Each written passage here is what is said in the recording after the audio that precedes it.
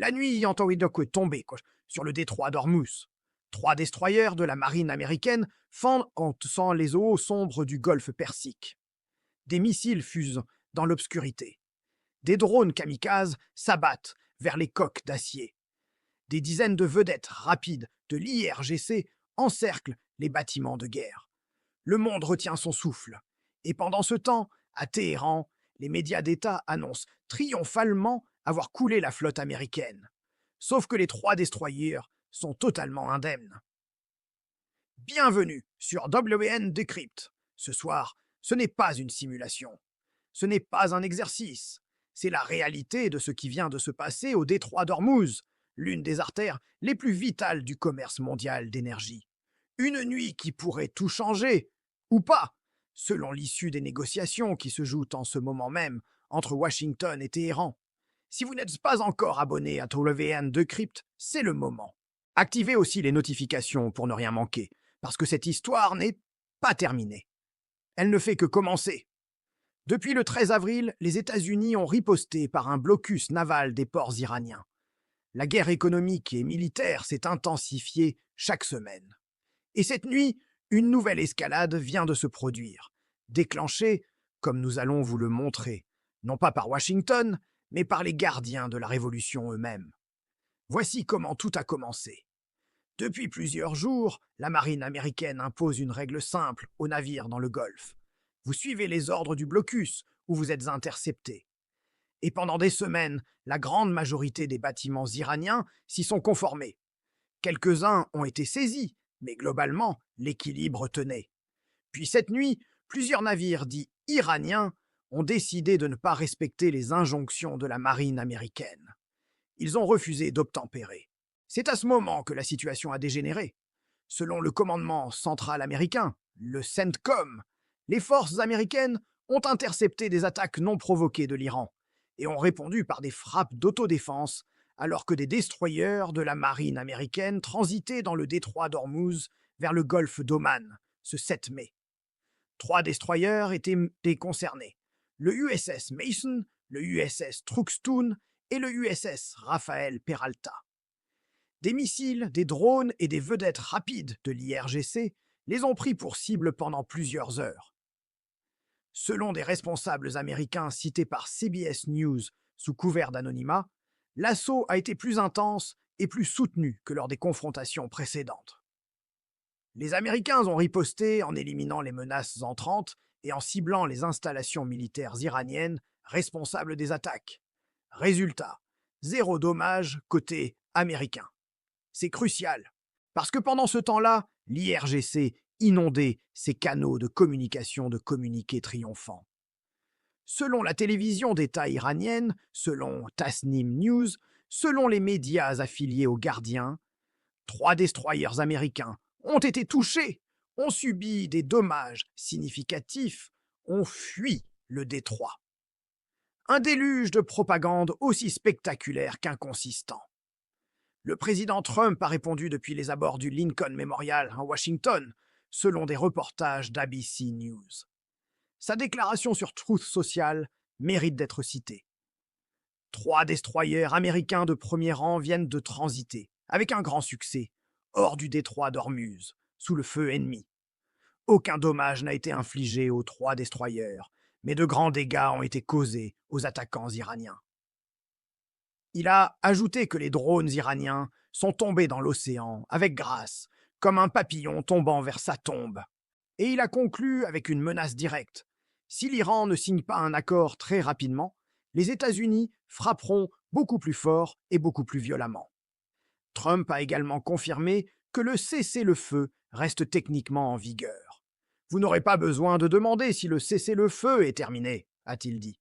Il vous suffira de regarder la grande lueur qui sortira de l'Iran. Message reçu 5 sur 5. Mais avant d'aller plus loin dans l'analyse de cette nuit explosive, rappelons les faits géopolitiques essentiels qui ont conduit à cet affrontement. Parce qu'il y a ici une dynamique que beaucoup de médias n'ont pas bien couverte. Et sur WN Decrypt, on vous donne la vraie histoire. Il y a quelques jours, le président Trump avait annoncé le lancement de ce qu'il a baptisé Project Freedom, une opération navale visant à escorter les navires de commerciaux bloqués depuis des semaines et à forcer la réouverture du détroit. L'annonce a provoqué une réaction immédiate. L'Iran s'est agité. L'IRGC a commencé à frapper des cibles dans les Émirats arabes unis. Et là, la situation diplomatique s'est compliquée. Voici ce que la plupart des médias ont raté. L'Arabie saoudite et le Koweït, selon des sources dans les gouvernements concernés, n'ignoraient pas Project Freedom. Ils en avaient fait été informés avec un préavis court, il était vrai. Mais ce qui les a réellement mis en colère, ce n'est pas l'opération en elle-même, c'est la réaction de Trump face aux frappes de l'IRGC contre les Émirats. Le président américain avait minimisé ces attaques, en disant en substance « Ne vous inquiétez pas ». Et dans la culture du Golfe, cela ne passe pas. Les Saoudiens et les Koweïtiens ont répondu en fermant temporairement l'accès aux bases américaines sur leur territoire. Ce geste a contraint Trump à mettre Project Freedom en pause, invoquant la diplomatie. Puis, quelques heures avant les événements de cette nuit, l'Arabie saoudite et le Koweït ont rouvert l'accès à leur base. Dès lors, la mécanique était lancée. L'IRGC a vu les avions ravitailleurs KC-135 décoller des Émirats. Il a observé les C-17 et les C-5 Galaxy remplir le ciel du Moyen-Orient. Il a compris que la fenêtre se refermait, et il a décidé de provoquer. C'est l'Iran qui a tiré le premier cette nuit, pas les États-Unis. Les explosions ont été signalées initialement dans plusieurs zones. Bandar Abbas, le principal port iranien du sud, où 2 drones ont été abattus par les défenses aériennes iraniennes. Minab et Sirik, dans la province du Hormozgan, et l'île de Keshm, la plus grande île iranienne du Golfe Persique. Selon Euronews, des systèmes de défense aérienne ont également été activés à Téhéran, dans les quartiers ouest de la capitale. Shiraz, plus au nord, a aussi enregistré des activités aériennes. Et selon des rapports non confirmés à l'heure de notre analyse, des explosions auraient été entendues à Abu Dhabi et Dubaï, suite à des tirs de drones et missiles balistiques iraniens vers les Émirats arabes unis. L'armée émirati a d'ailleurs confirmé dans un communiqué sur ses réseaux sociaux que les systèmes de défense aérienne avaient intercepté des missiles balistiques, des missiles de croisière et des drones.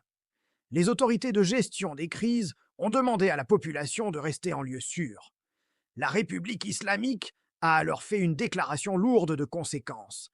Elle a officiellement déclaré les Émirats arabes unis comme un ennemi. Un acte de guerre rhétorique potentiellement annonciateur d'une escalade régionale. Pendant ce temps, dans l'ouest de l'Iran, les drones de l'IRGC ont également frappé des cibles dans la région d'Erbil, au Kurdistan irakien, une autre ligne de front que peu de médias couvrent suffisamment. Abonnez-vous à WN Decrypt D. Revenons maintenant au cœur du problème. Que veut réellement chacune des parties? Et pourquoi cette nuit est-elle un révélateur de l'impasse diplomatique actuelle? Selon le Wall Street Journal, le cadre proposé par Washington à Téhéran est le suivant. Les États-Unis exigent le démantèlement complet des installations nucléaires de Fordo, Natanz et Isfahan, les 3 piliers du programme nucléaire iranien. Ils réclament l'expulsion de tout l'uranium enrichi hors du territoire iranien. Ils imposent l'interdiction permanente de toute infrastructure nucléaire souterraine. Et ils demandent un régime d'inspection immédiate et sans restriction de la part de l'AIEA sur tout site suspect, sans procédure bureaucratique préalable. La concession américaine? Un gel de l'enrichissement de 20 ans, au lieu d'une interdiction permanente.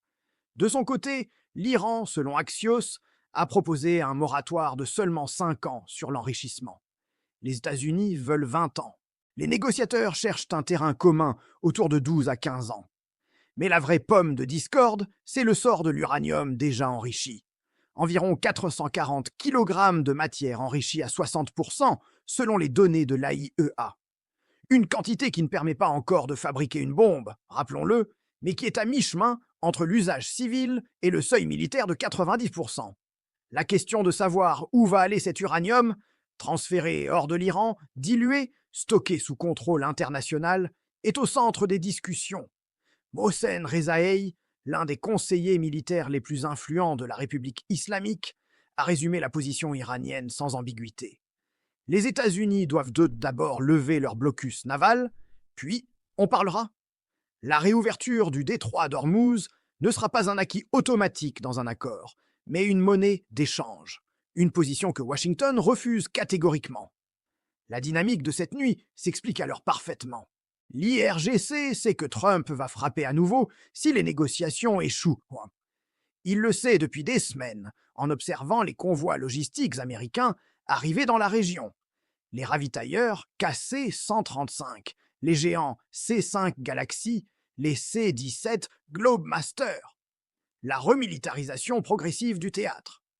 Et quand l'Arabie saoudite a rouvert ses bases, le message était clair. Le soutien régional à Washington est consolidé. L'IRGC n'avait plus que deux options, subir ou provoquer. Il a choisi de provoquer. Et c'est là que réside la tragédie stratégique de la République islamique. Parce qu'en provoquant, elle se retrouve dans un piège à double détente. Si les États-Unis s'arrêtent demain matin et déclarent simplement « Nous avons riposté, nous ne cherchons pas l'escalade », et c'est très exactement ce que le CENTCOM a dit dans son communiqué en indiquant ne pas chercher l'escalade, mais rester en position de défense. Alors l'Iran doit décider. Si Téhéran accepte la désescalade, c'est admettre que Washington donne le tempo. C'est une capitulation de facto. Si Téhéran continue à frapper, il encaisse des représailles toujours plus lourdes. Lose-lose. Trump lui-même, depuis Washington, a bien joué cette partition. Il a qualifié les frappes de love tap, de trifle. Il a tourné la chose en ridicule. Pendant que les Iraniens fêtaient dans les rues leur supposée victoire sur des destroyers américains indemnes, Trump était au Lincoln Memorial en train de plaisanter. Le message politique est dévastateur pour le régime. La Corée du Sud, dont un cargo, le HMM Namu, a récemment été endommagé dans le détroit avec ses 24 membres d'équipage, heureusement sains et saufs, réévalue sa position sur Project Freedom après une demande de Trump. La diplomatie de coercition fonctionne, lentement mais sûrement. La présidente de la Commission européenne a elle-même contacté Trump pour une bonne conversation, dixit son communiqué, soulignant l'unité avec Washington sur le fait que l'Iran ne devra jamais posséder l'arme nucléaire. Même la Russie, selon les archives du Parlement britannique, a proposé d'accueillir l'uranium iranien enrichi dans le cadre d'un règlement politique. Un signe que même les alliés traditionnels de Téhéran cherchent une sortie. Mais revenons au terrain, parce que la situation reste volatile. Les ports frappés ce soir représentent l'épine dorsale logistique de l'Iran dans le Golfe. Bandar Abbas, c'est le principal hub commercial du pays.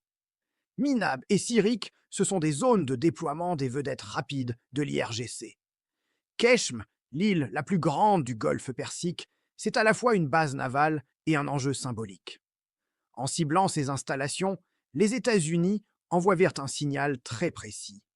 Nous connaissons vos positions, nous pouvons les frapper à volonté. La trajectoire géographique d'une escalade future est maintenant tracée. Si les combats reprennent de manière intensive dans les prochains jours, la bataille se jouera autour de l'entrée est du détroit, autour de Keshm, des îles Tounb et Abu Moussa. Pas autour de l'île de Karg, plus au nord dans le Golfe, qui n'est pas la priorité immédiate. La prise de contrôle effective du goulet d'étranglement entre la péninsule de Moussandam et le territoire iranien sera l'enjeu militaire central. Ce qui nous ramène à la question fondamentale, à quoi peut ressembler un accord acceptable pour les deux parties? Côté américain, 3 conditions non négociables semblent ressortir des sources consultées. Aucune arme nucléaire iranienne, jamais. Un mécanisme d'inspection robuste et sans prévenir. Et la réouverture du détroit d'Ormuz au commerce international. Tout le reste, la durée du gel d'enrichissement, le sort de l'uranium stocké, le calendrier de levée des sanctions, est négociable. Côté iranien, selon Al Jazeera et la House of Commons Library, les lignes rouges sont le maintien du droit à l'enrichissement civil, la levée des sanctions et le dégel des avoirs avant toute concession majeure, et la reconnaissance de leur souveraineté sur la question du détroit. L'espace de compromis existe mathématiquement. Mais la dynamique de cette nuit, le complique. Parce que chaque fois qu'une confrontation armée éclate, les opinions publiques se durcissent des deux côtés. À Téhéran, des supporters de l'IRGC défilaient dans les rues en croyant avoir coulé la flotte américaine. Ce n'est pas un détail. Dans une dictature, la propagande crée sa propre réalité politique et les dirigeants finissent parfois prisonniers des illusions qu'ils ont eux-mêmes propagées. WN Decrypt continuera à suivre ce dossier heure par heure dans les prochains jours. Si cette analyse vous a aidé à comprendre ce qui se passe vraiment dans le Golfe Persique, partagez cette vidéo avec ceux qui cherchent une information sérieuse et sourcée. Et si vous n'êtes pas encore abonné, c'est maintenant. La cloche des notifications, activez-la. Parce que cette nuit n'est pas une fin, c'est un tournant. Il y a une chose que cette crise révèle avec une clarté brutale. Le détroit d'Ormuz n'est pas seulement une route maritime. C'est le thermomètre de la géopolitique mondiale. Quand il se ferme, l'économie planétaire tremble. Quand des destroyers américains le traversent, sous le feu ennemi et sortent indemnes, le rapport de force parle de lui-même. Et quand une république islamique prétend avoir coulé ce qu'elle n'a pas touché, c'est le signe d'un régime qui négocie non pas depuis une position de force, mais depuis une position de panique habillée en bravade. La question n'est plus de savoir si un accord sera signé. La question est de savoir combien de temps l'Iran peut encore se permettre d'en refuser un. Observons maintenant les deux scénarios probables des prochains jours pour bien comprendre les enjeux. Premier scénario, la désescalade contrôlée. Les États-Unis maintiennent leur posture défensive. Le CENTCOM répète qu'ils ne cherchent pas l'escalade. L'Iran, après avoir envoyé ses signaux cette nuit, accepte implicitement de revenir à un état de tension basse. Les négociations reprennent, quelque part entre Oman ou via les intermédiaires pakistanais qui ont déjà joué un rôle dans ce canal de communication. Le mémorandum d'une page évoqué par Axios, un document d'étape, pas un accord final, pourrait être signé dans les prochaines semaines. La réouverture graduelle du détroit d'Ormuz commencerait alors, sous supervision américaine. Les navires commerciaux, bloqués depuis des semaines, pourraient reprendre leur route. Le prix du pétrole se stabiliserait. Mais même dans ce scénario optimiste, le problème fondamental reste entier. Que fait-on des 440 kg d'uranium, enrichi à 60%, enterrés dans les sites iraniens? Comment vérifier les engagements d'un régime qui a trompé la communauté internationale pendant des décennies? Et surtout, comment convaincre Israël, dont le Premier ministre Benjamin Netanyahou a clairement indiqué à Trump que tout l'uranium enrichi devait sortir d'Iran, d'accepter un accord qui laisserait des capacités nucléaires résiduelles en place? Deuxième scénario, l'escalade progressive. L'IRGC, humilié par sa performance cette nuit, des centaines de missiles et drones lancés, 0 destroyer touché, choisit de frapper plus fort dans les prochains jours. Il cible des navires commerciaux, des infrastructures portuaires dans les pays du Golfe, ou tente une nouvelle confrontation directe avec la marine américaine. Trump, qui a promis des représailles beaucoup plus violentes, honore sa promesse. Les frappes américaines s'étendent au centre de commandement de l'IRGC, à Téhéran et aux installations de missiles balistiques. La guerre entre dans une nouvelle phase d'intensité. Ce scénario est le cauchemar des marchés mondiaux. Le détroit d'Ormuz resterait fermé pour des mois supplémentaires. La désorganisation des chaînes d'approvisionnement en énergie se prolongerait. Et surtout, dans ce scénario, la question de la succession au pouvoir à Téhéran, dans un régime déjà fragilisé par la mort du guide suprême Ali Khamenei, assassiné lors des frappes de février, deviendrait encore plus explosive. Il y a un élément que beaucoup de commentateurs ont ignoré dans leur analyse de la nuit de cette nuit. L'état de santé politique de la direction iranienne. Le président Pezeshkian est, dans les faits, un figurant. La vraie ligne de commandement passe par Vahidi, le chef de l'IRGC. Mais Vahidi lui-même opère dans un vide de légitimité depuis la mort du guide suprême. Il n'y a pas de successeur clairement désigné, pas de conseil des gardiens unifiés. Ce que nous observons, c'est une institution militaire, l'IRGC, qui prend des décisions de guerre sans véritable autorité politique derrière elle. C'est extrêmement dangereux. Les généraux qui n'ont pas de maître politique à satisfaire ont tendance à escalader plutôt qu'à négocier, parce que la négociation est perçue comme une faiblesse, et la faiblesse dans les régimes militarisés peut coûter la vie. C'est sans doute ce qui explique l'absurdité stratégique de la nuit de cette nuit. Lancer des missiles et des drones sur 3 destroyers américains, des navires conçus précisément pour détecter, intercepter et détruire exactement ce type de menace. C'est comme envoyer une flèche contre un char. Le USS Mason, le USS Truxtun et le USS Rafael Peralta sont des destroyers de classe Harley Burke, équipés du système de combat Aegis, des missiles SM-2 et SM-6 et de systèmes de guerre électronique de dernière génération. Ces navires existent précisément pour ce type d'engagement, et l'IRGC le sait. Alors pourquoi attaquer? Pour la propagande interne, pour montrer à leur propre population qu'ils se battent, pour éviter de paraître passifs face à un blocus qui étouffe l'économie iranienne, et peut-être aussi pour tenter de provoquer une réaction américaine disproportionnée qui galvaniserait l'opinion publique régionale contre Washington. Ça n'a pas fonctionné. Trump a répondu avec un tweet moqueur. Le monde a souri, et les 3 destroyers ont continué leur route. Ce que nous voyons là, c'est la mécanique classique d'un régime en fin de cycle. Des gesticulations militaires de plus en plus coûteuses, de moins en moins efficaces, qui alimentent une propagande interne devenue totalement déconnectée de la réalité. Et à mesure que ce fossé s'élargit, les risques de miscalculation augmentent. C'est pour ça que cette crise reste dangereuse, malgré l'insolence tranquille avec laquelle les destroyers américains ont traversé le détroit. Cette nuit, le baril de Brent a dépassé 101 $ pour la première fois en plusieurs semaines. Les marchés ont réagi immédiatement aux nouvelles des frappes.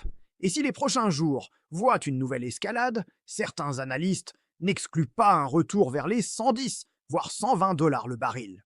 Ce n'est pas une guerre qui se joue dans le vide. C'est une guerre qui touche les prix de l'énergie, les coûts de transport maritime, les chaînes d'approvisionnement industriel, et en bout de chaîne, le quotidien des familles sur chaque continent. WN Decrypt continuera de suivre chaque développement, chaque communiqué officiel, chaque source terrain pour vous donner l'image la plus précise possible de ce conflit. C'est notre engagement. Si vous avez trouvé cette analyse utile, partagez-la autour de vous. C'est la meilleure façon de soutenir un journalisme rigoureux dans un monde saturé de désinformation. Abonnez-vous à WN Decrypt, activez les notifications et restez vigilants. Nous serons là pour vous dire ce qui se passe réellement, pas les communiqués de l'IRGC. La bonne analyse, c'est sur WN Decrypt.